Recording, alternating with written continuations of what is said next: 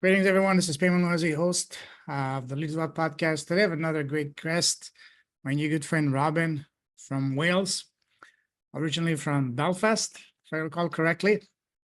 That's right. We had a call about 2 weeks ago, I believe. 2 weeks so. ago. Great call, great chat. And I knew from the get-go that I had to bring her here on the podcast, share a story. We were connected by the one and only legendary Stephen Gillen that I have yet to talk to, and I can't wait to talk to him. And since we get connected to our dear friend Deborah, Stephen has been flooding me with amazing people. One of them right here in front of me. I'm grateful. And a little bit about Robyn. I said she's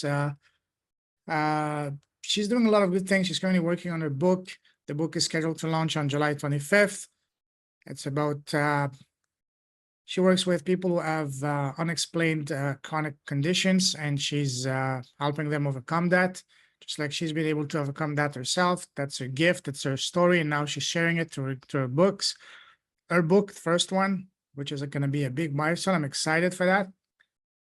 And she used to have 3 podcasts. So as a fellow podcaster, it's always, kindred connection. We're talking about that, and there's a lot more we can uncover. So I'm excited to have you here. Welcome to the show, my friend. Thank you so much, Payman. It's great to be here. Pleasure's all mine. So tell us, we're going to talk about your business, your impact, and all that in a moment. But for people who don't know you, tell us, who's Robyn as a person, as a human being, as a woman? Well, I'm somebody who loves nature. I've always loved being outdoors, loved being with animals. I'm fascinated by the natural world and all of its beauty and its intricacy and its wisdom as well. It has so many things to teach us. It has so much, and we are just a part of nature. As human beings, we tend now, most of us, we live in towns, we live in cities, we live in houses, and we have detached to a degree from our understanding of how much a part of nature we actually are. But I think getting back to that, so I'm passionate about rewilding ourselves, reconnecting with nature, reconnecting with the wisdom of our own inner nature, but also of the nature all around us and how that supports us to well-being. Awesome. We're going to unpack all that in a moment. But first of all, I'd like to ask you a series of rapid fire questions to get to know you further as a person. Ready? Ready. All right. What makes you happy as a person? Being outdoors, being in nature, being with friends, being with animals. Love that. What makes you smile? All of the above. And the beauty of nature and looking at things in a different way, because this is a funny one, but since we moved here to Wales and I've got horses, so I'm outdoors and I'm poo picking in the fields, and we have dung beetles. And from the top, a dung beetle is black and it looks a bit boring, but when it flips over, it's incredibly beautiful. Or if you look at a leaf and the intricacies of a leaf or a feather, and they're just so awe-inspiring. I just can get lost in something like that, or the ocean, or a sky full of stars, all of these things. Love that. Now, what sets your heart on fire? What makes your soul smile? Spending time with friends, working with somebody who arrives with their face creased and looking anxious, and by the end of the session, those anxiety lines have gone and been replaced by a smile, and seeing people's eyes light up when they realize that their body is their friend. It's actually working for them. Dis-ease isn't something to be afraid of. It's actually our body doing what it can to support us and to share wisdom with us. So seeing people experience those aha moments, those shifts, that really lights me up. I'm with you. We talked about happiness. Now let's take a look at the other side of the spectrum. What makes you sad and angry? I recently joined a group on Facebook, which is, it's called something like Women Against Tai Chi, because that's a place in Japan where they round up dolphins and they send them off for captivity, you know, like Oh, shows, the big water shows in like America and things like that, where we as human beings seem to think we know better than nature, we control nature, nature is ours to plunder, rather than, as I was saying earlier, we're a part of nature. As we take from nature, we're taking from ourselves, and we're changing the whole ecosystem and how it all has been evolving to work together, be interconnected and interdependent. And once we upset that balance, then everything goes out of balance, including ourselves and our well-being. yeah. So that kind of thing, any kind of abuse or misuse of the Mm, resources that we've been blessed to yeah. live within, that are there for everybody's good, not to be used and abused. Yeah, that reminds me of bullfighting in Spain. You know, they tease and tease a poor bull until finally they slowly kill him. That's really inhuman. You know, I can't stand it. And somehow I feel kind of, I wouldn't say happy, but relieved when I see the bull getting back at those guys, you know, and hitting them. Anytime you see Yeah, somebody who's vulnerable, be that an animal or a person or a child, and then they can take back their power again, yeah, that's incredible.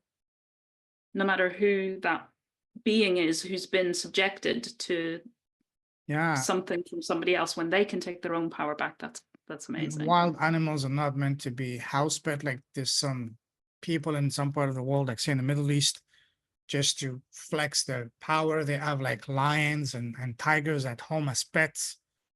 That's beyond, I mean, understanding for me. I mean, these, first of all, these animals do not belong in the house. It is incredibly dangerous because at the end of the day, they're still wild animals. Just one attack and you're gone.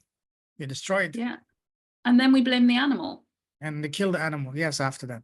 For what? Yeah. Let them be themselves. Let them be in nature. That's where they belong. And that's true for all of us, Just like we belong in. to allow us to be ourselves and to express who we really are. Yeah, exactly. Wow. What scares you?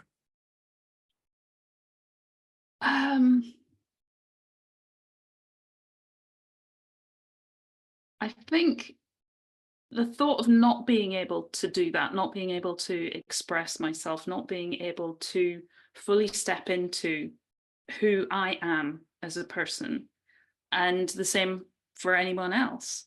I hate to see people being restricted or feeling, because of conditioning, because of fear, because of shame, of which there can be so much in our society, that they feel they have to reduce who they are, be less for whatever reason. Yeah, indeed. I'm with you. What would you say is your number one personal superpower? I think it's that I sometimes see things from quite a different perspective, and I bring that different perspective and can then help people to see things. And even just that small shift can be so powerful.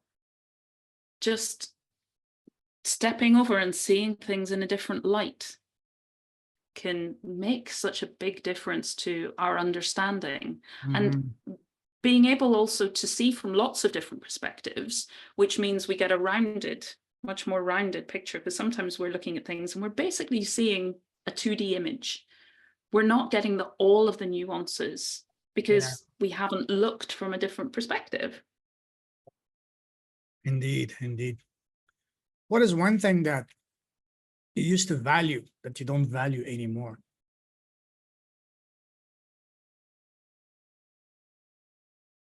I think external validation. And of course, it's still nice, but I don't think I chase it in the way that I used to. I used to be dependent on it. When I was like at school or at university or later, I always needed somebody else to validate me and tell me what I was doing was good or good enough. But what is good enough? And I never seemed to reach that point. And who But are I they think to decide that, you know? yes, Even bigger exactly. question. Yes. Yeah. Wow. Now, on the flip coin, what is one thing that you did not value, but now you're valuing more and more? My own inner nature and how it guides me. Listening to my heart and my gut and following those. And being prepared to give things a go. Whereas before I was too afraid to fail, too afraid of people looking at me and saying I wasn't good enough and I wasn't doing things well enough. So that would hold me back. But now it's, well, your opinion is your opinion, and that's fine. You have every right to have your opinion. Absolutely. But it doesn't necessarily have to be mine. Totally. I don't have to rely on that. Totally. What would you say are your non-negotiable core values? Integrity. Mm-hmm. Being heart-centered. And being true to ourselves. So like I said, listening to our gut and letting that speak to us, letting it guide us. Indeed. Indeed. You like traveling, don't you? I do, yes. We can do an entire episode just on traveling, but I want to take you down a different type of traveling, down memory lane. Go back to, when we were kids growing up, people around us, family, relatives, teachers, friends, neighbors always ask us, hey, Robyn, what do you want to become when you grow up? What was your answer to that question as a little girl? I never really knew, but once I got to school, secondary school, and kind of when you started to do the career stuff at school, that level, at that point, I wanted to be a sign language interpreter because I had come across sign language. I was fascinated by sign language. And I'd seen somebody doing that role, sign language interpreter, and I thought, wow, that's pretty special. I want to do that. Love that. Growing up, what was your relationship with school? Did you love school or did you hate school? Both, I think. I loved my friends and the interaction with my friends. I loved the science subjects, biology, pretty much liked chemistry, physics. Biology was my absolute favorite. The stuff I wasn't good at, I did not like. So I wasn't great at English literature really wasn't my thing, but I think that was partly the books that we were told we had to read and they just weren't my kind of book. Maths, I wasn't great at maths. Geography, history, but so there were some subjects that I really didn't like, and there were some subjects that I loved, and I loved learning. So, love, hate. What were some of you? What was your favorite subject at school? Biology would have been my favorite. Learning about animals and plants and nature. Surprise. Did you enjoy dissecting the frog and no, I didn't enjoy that. I loved learning about, so, you get a picture in a book and a diagram, and my mum had a fantastic book that was human anatomy, and the pages were see-through. So you could like layer, you could have the skeleton and then put the muscles on and then put the connective tissues on, tendons and ligaments and stuff, and then skin. And I love that. Amazing. Was there any subject that you could not stand? History. Why? Because it just felt like it was all names and dates. Learning about and it wasn't people. Stuff I wanted to learn. Yeah. It wasn't people's stories. Yeah.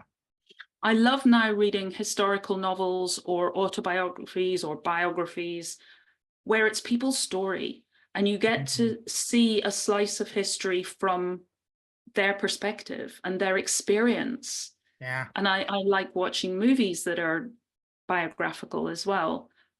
But just history, dates, kings, queens, politics, no. Exactly. I'm with you. Imagine we're in the same class in grade 10, 11. What kind of student were you? Were you the shy type, the nerdy type, the chatterbox, the superstar? What kind of girl were you back then? I was probably the SWAT. So head in a book.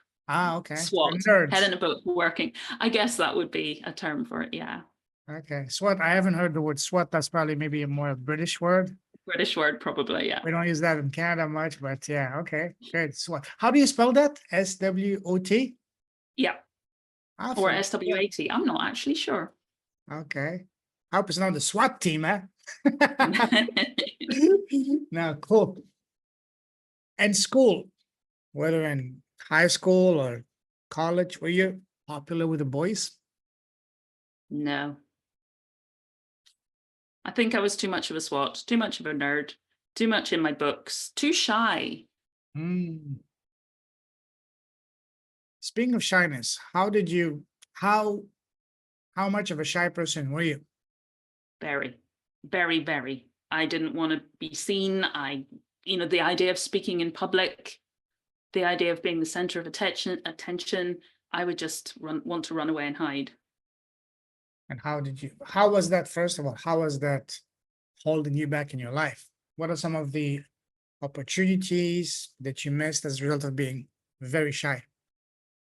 I'm sure there were many opportunities to go places, do things that I just, it would have filled me with fear, would have made me cower, and also just blush and then be even more embarrassed because I'm bright red.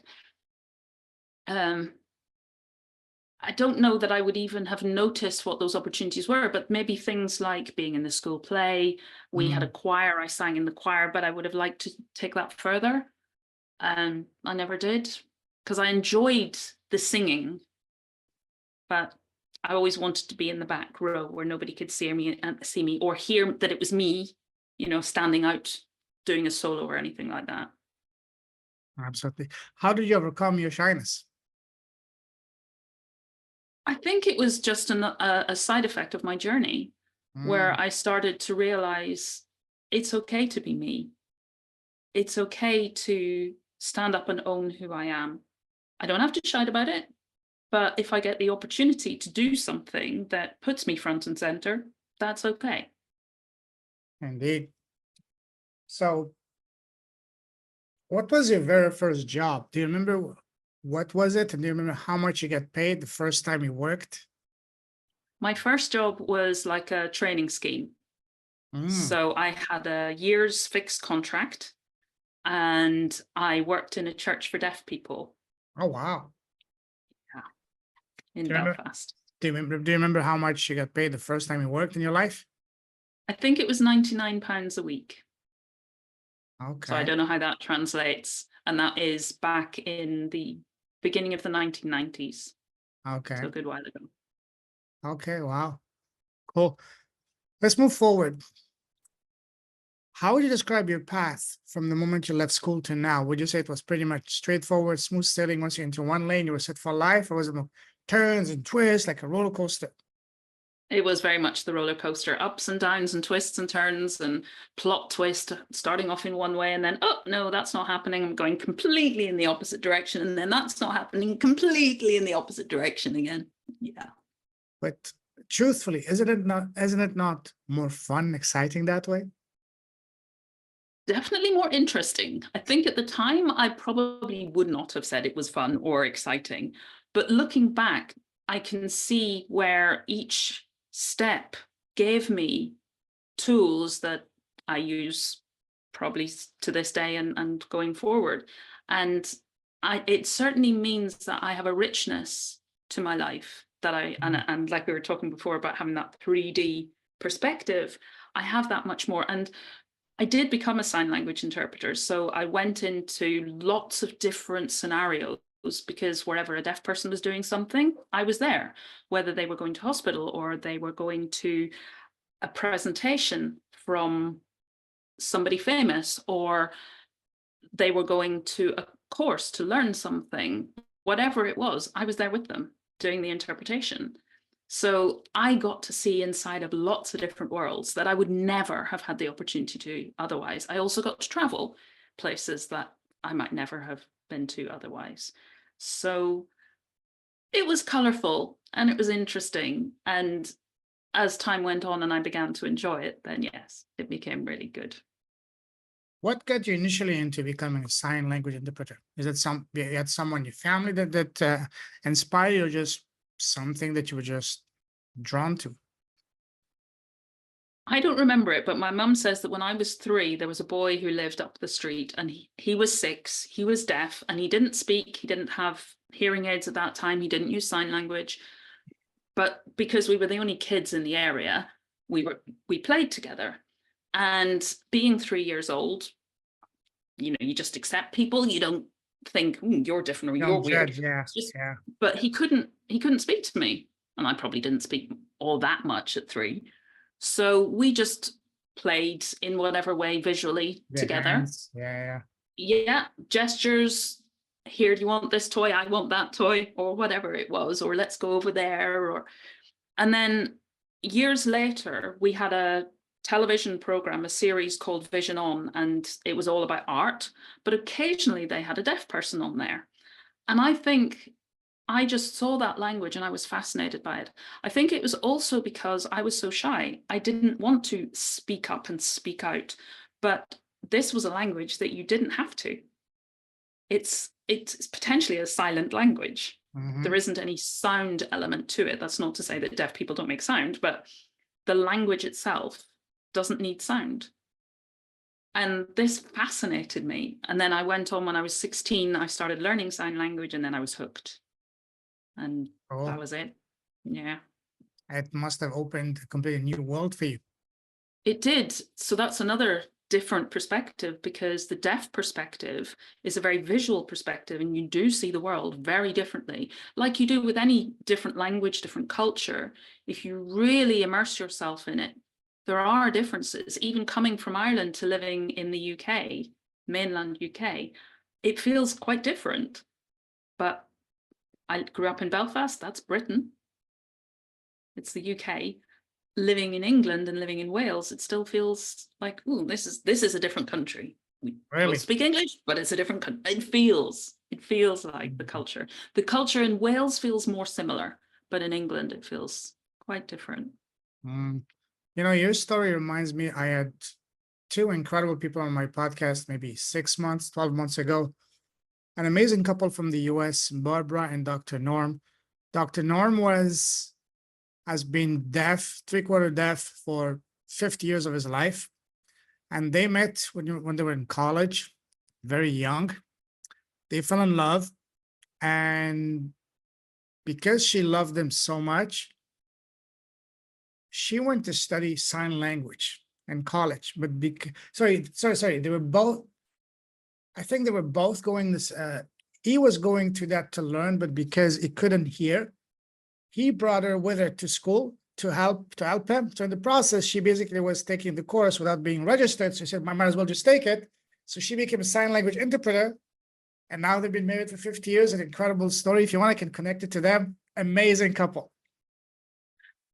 I would love to, but if they're in America, their sign language is going to be different. Really? Is it not universal?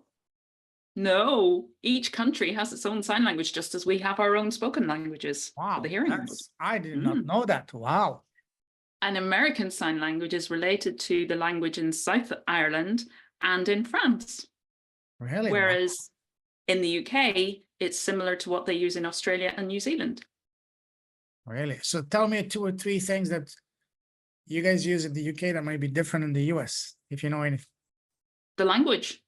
Okay. It's a different language, different lexicon, different vocabulary. Really? Wow. Now my mind is blown because I had no idea that was even possible. Like, wow. And so I love my podcast, learning about things I thought I knew and learning about things that I did not even know existed, Yeah. Wow. I'll connect it to them after this call. I'll connect. That'd be great. You will love talking to them. They're absolutely adorable. And their story, if you want, I can send you the link to their episode. Listen to them. I interviewed each of them separately and I had both of them together. Beautiful, beautiful conversations. Incredible people. I'll connect it to them. Fantastic. Thank you.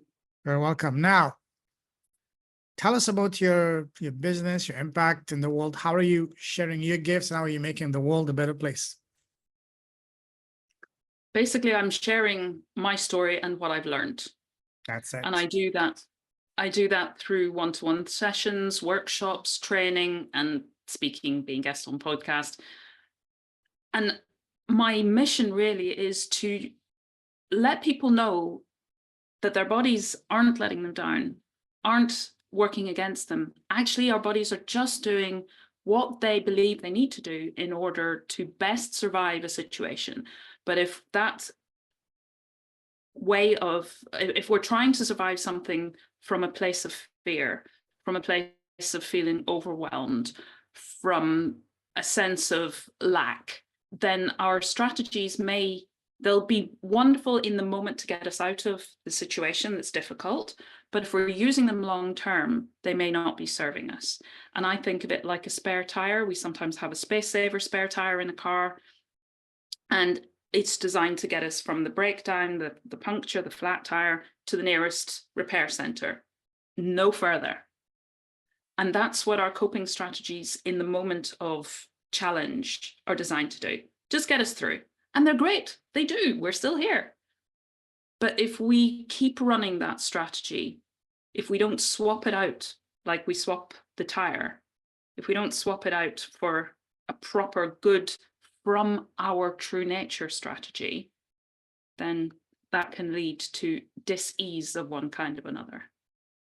Yeah. Wow. What's your ideal client avatar?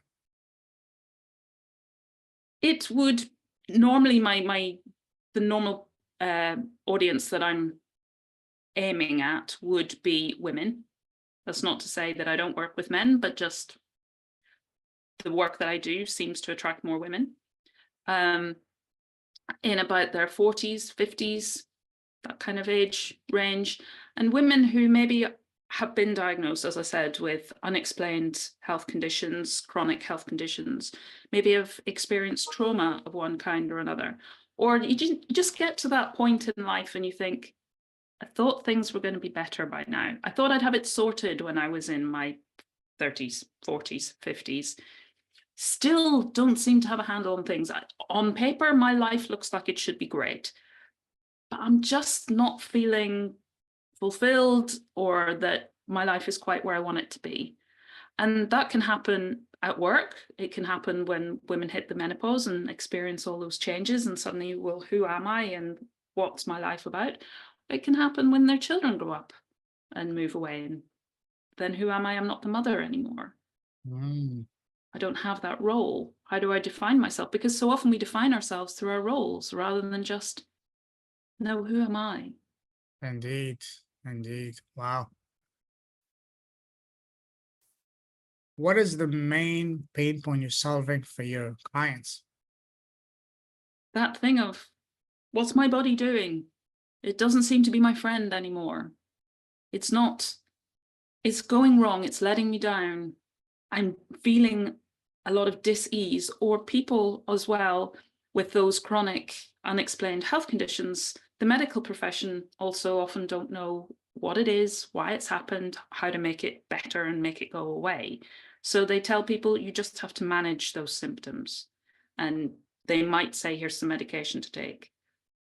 But if you don't want to be on that medication, if you're not comfortable in your body anymore and you don't really understand why, and you want to have an understanding and you want to approach things holistically, working with your body, that's what I work with. Beautiful. Tell us about the structure of your program. I have a specific analytical tool that I use, and it's called meta consciousness. So I generally start by asking people to write me their timeline, telling me what's going on for them, how throughout their life, as far back as they can remember. And if they know what even their mum's gestation period was like, well, they were in the womb before birth, if they can include that as well, that's great. What their birth was like, and then coming forward, the significant emotional events, whatever they can remember or they know from family stories, just put it all down. It doesn't have to be like an essay. It can be in bullet points. It can be on a spreadsheet. And then I take that and I analyze it, and I look at what symptoms somebody is experiencing right now, and then where those might have come from in their timeline. Because like I was sort of saying earlier, when we have that moment of trauma, threat, overwhelm, we develop a strategy and we develop a belief and a thought process at that time. And if we're still running that, that's what I'm looking for. When I look at a symptom, what was that starting point? And where has that been kind of fed and exacerbated over time that has led to the situation potentially becoming chronic by the time somebody tends to come to me? Usually, how long does it take for you to have your clients start seeing results? Writing that timeline sometimes is enough for people to start seeing things differently. And because they're seeing things differently and their perspective has changed, they're already having aha moments, they're already having results. Then I do the analysis and I feed back what I find. Again, more aha moments, more starting to shift. And then once they've been through that part of the process, I start working with them on the things that I've found. And we co-create what's known as a solution map, which is basically a set of simple steps, and it looks at all aspects of our being. So it looks at the social, it looks at the physical, it looks at the emotional, the psychological, the spiritual, everything, how we can put all of that together to create a set of bespoke steps, and keeping it simple, keeping it fun. We tend to think that we've got these problems and they're big and they're scary and they're complex. So if I'm going to try and address them, it's going to be big. It's going to take a long time. It's going to be scary. It's going to be painful. It's going to be really complex. But I want to say to people, it's not. It's simple, fun steps. When you can keep the steps small and simple and fun, you'll want to do them. You will enjoy doing them. You'll be able then to do them consistently. And that's the thing that creates the shift. And the more you experience those shifts, then they're incremental, they build their own momentum. You just want more and more because you're having fun and you're moving forward and you can see that and experience that. So from the get-go, really. Beautiful. Share with us an example of the most remarkable transformation you've seen from one of your clients.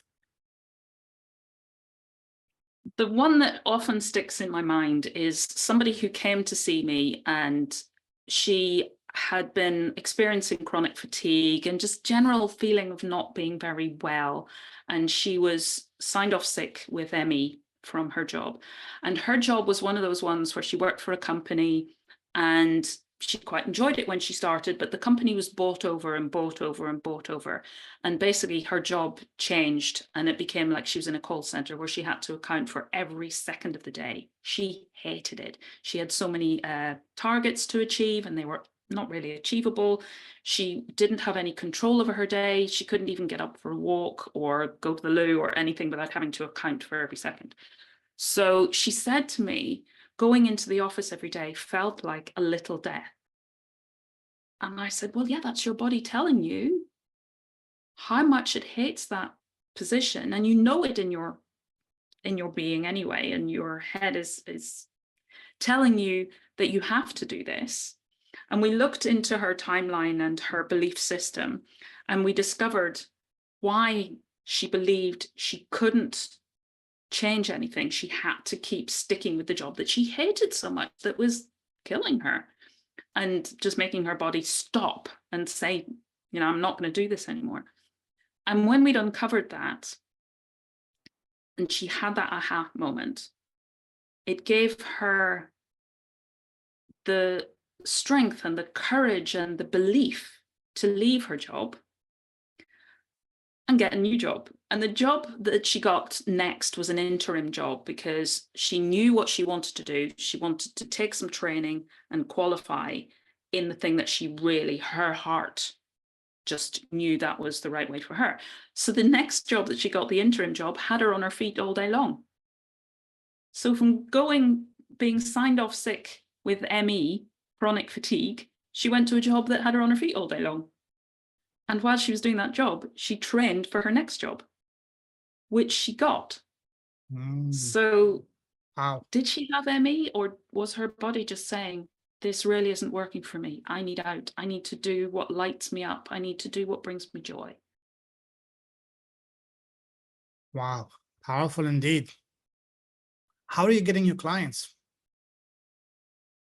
I think mostly it's just what I share, because as I say, I speak about what I do. I post quite a lot on social media. People come to me when they see a post maybe that resonates for them.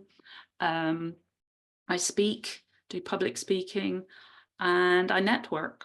So in that sense, it's word of mouth and Beautiful. recommendations from people that I've worked with.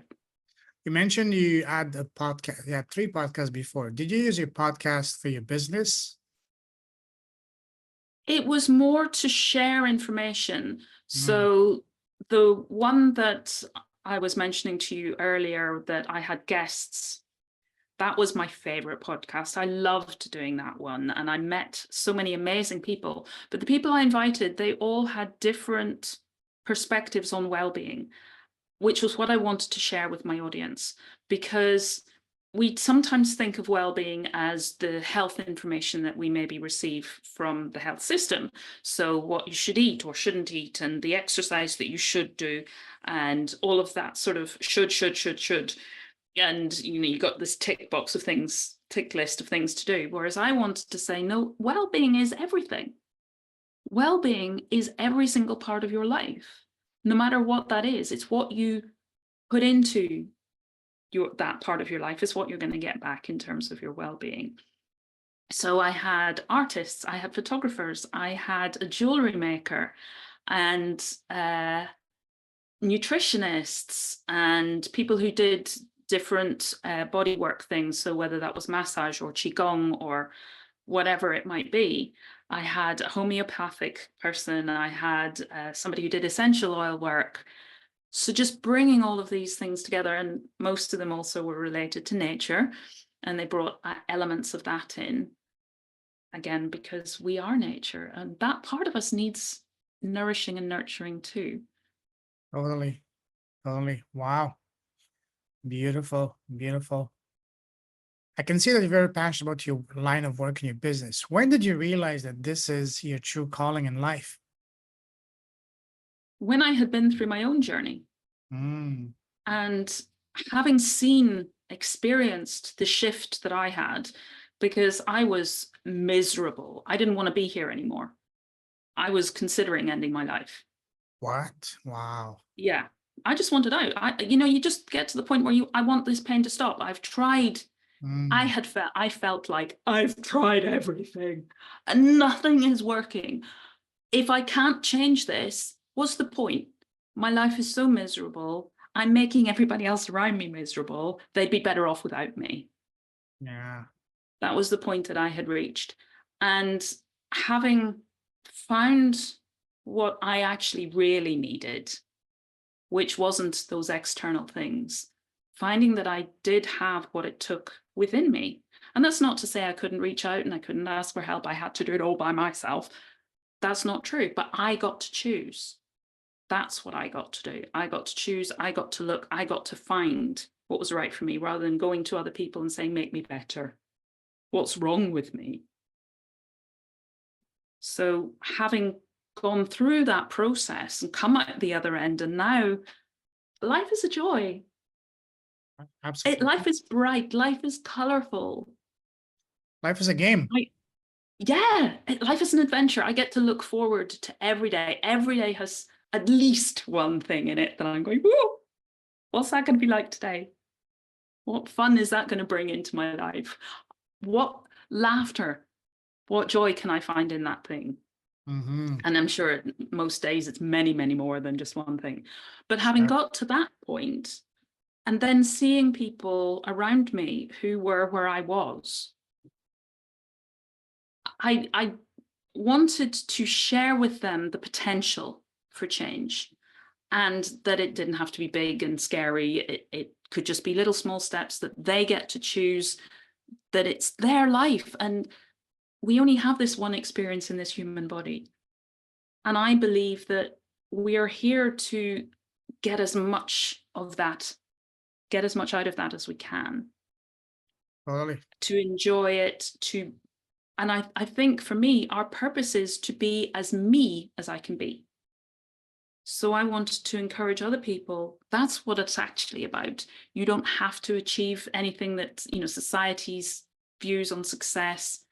If that's not for you, that's not for you. If it is for you, fine, follow that. But if it isn't for you, don't feel you're the one that's wrong.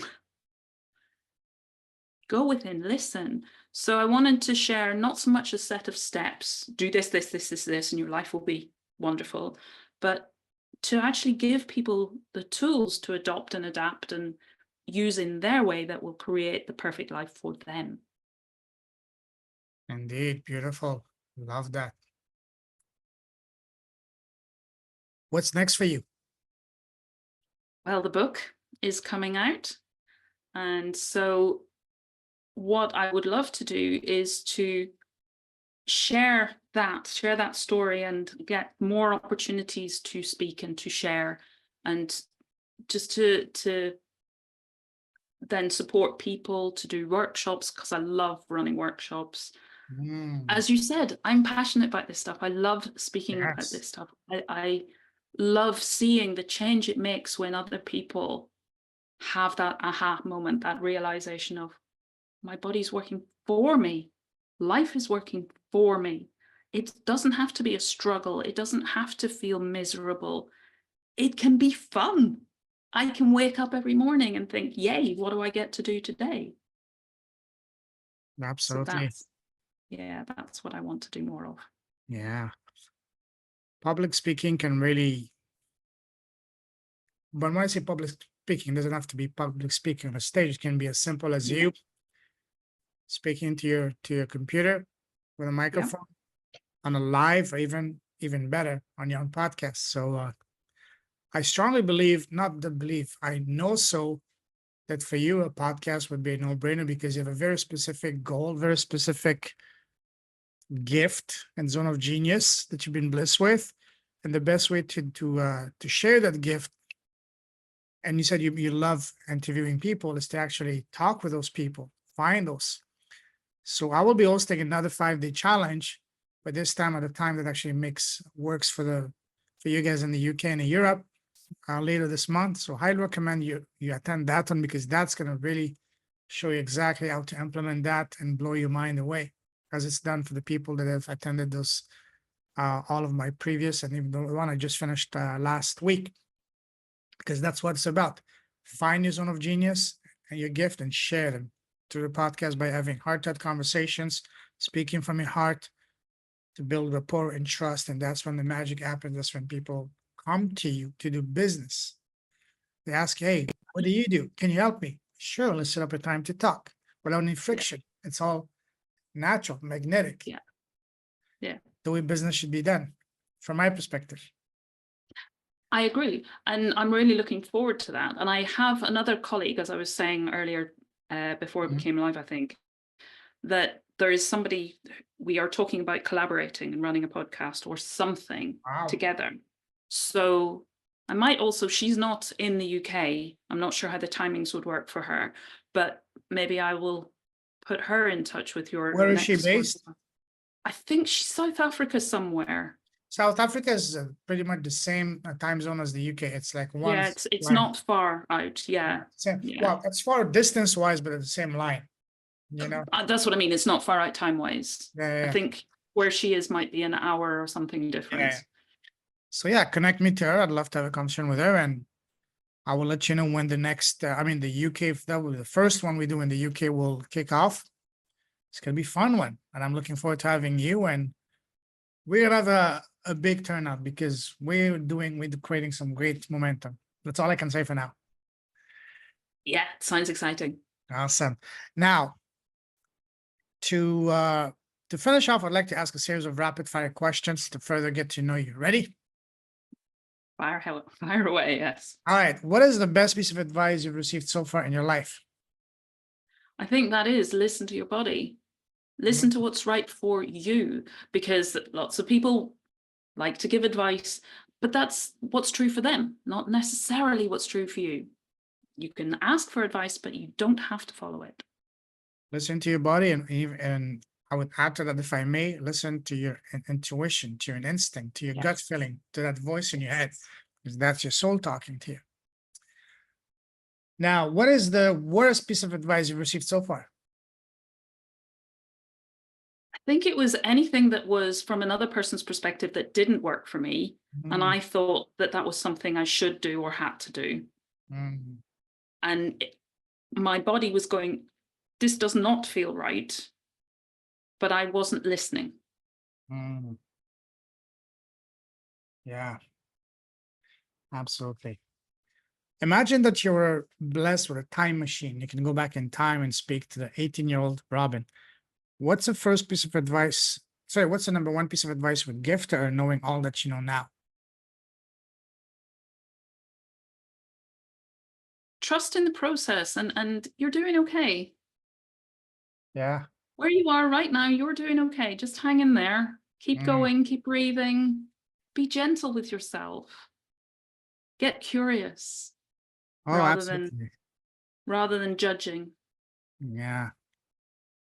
Imagine that you have your podcast is very popular, and today you're interviewing the most special person in the world, and that is yourself. What is the first question you want to ask yourself? Don't think too much. First thing that comes to your mind. I'd be asking something around what lights me up. What do you enjoy? What brings joy and fun into your life? And what's your answer? Pretty much everything at the moment. Life, just enjoying, like I said. I think that life is there to be experienced, to get as much as we can out of it. And for me, it's also about that curiosity rather than, oh, this is terrible, why is this happening to me, which was very much where I was. Now it would be more like, oh, that's interesting. I wonder why. I wonder what I can learn from this. I wonder how I can laugh with this, even when it looks like there's no fun in that whatsoever. Absolutely. Absolutely. All right. Powerful, powerful, powerful. Love that. Now, if someone wants to connect with you, what's the best way to do so?